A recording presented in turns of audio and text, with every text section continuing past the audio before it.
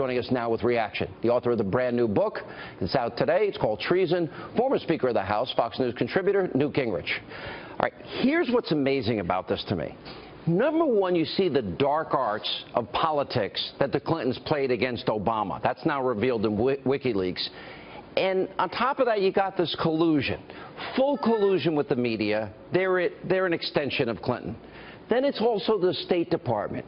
They're tipping off Clinton. The Justice Department is tipping off Clinton. The White House is helping Clinton with the email server scandal. And why? Because Obama, who said he learned about the emails like we did from the press, actually was emailing the private email. What do you make of all this? And the media, by the way, all they want to talk about is some new woman that made an allegation this late in the game against Donald Trump. Well, look, I think you have to see the whole thing as the same thing. You have so much corruption underway now that, you know, you get $1 million check from a dictatorship in the Middle East as a birthday gift for Bill Clinton. Well, in a healthy society, that'd be considered bribery.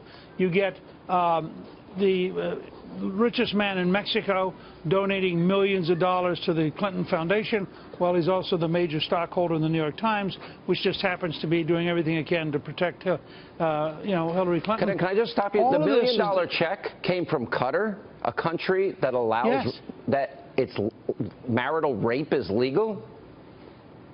Well, it's also a country which Hillary herself had said was helping support and sustain ISIS. Yep. I mean, one of the things, WikiLeaks, there's so much material there that it's going to take a while for it to sink in.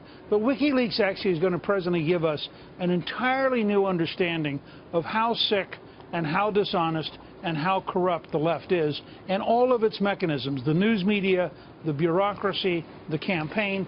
And at the center of it are the Clintons, and Hillary Clinton is the most corrupt candidate ever to run for president of the United States. And you're now seeing detail after detail after detail that it's beyond any reasonable question of the depth of their corruption and what they would bring into the White House. If you look at how the $10 billion was supposed to go to help the Haitians after the last earthquake, and what do we have happen? Yeah. You suddenly had friends of Bill who came to, not people who knew Haiti, not people who had particular skills, but friends of Bill, people who had donated, suddenly got special State Department treatment.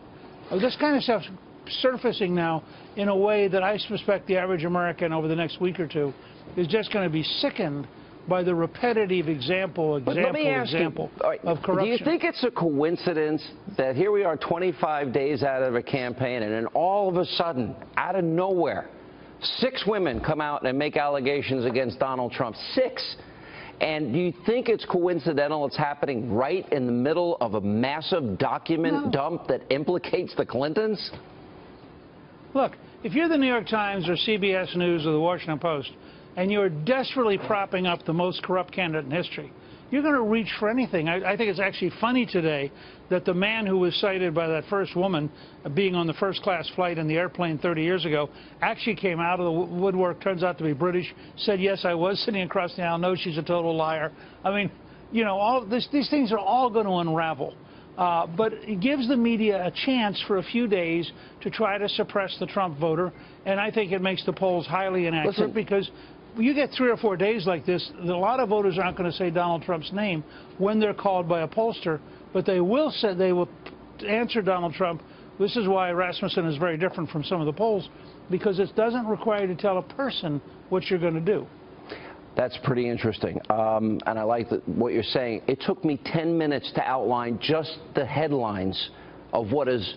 There's so much here about collusion with the media, collusion with the State Department, collusion with the Justice Department and the White House knowing, and Obama lied, and they're talking about erasing emails that are under subpoena. There's a lot here.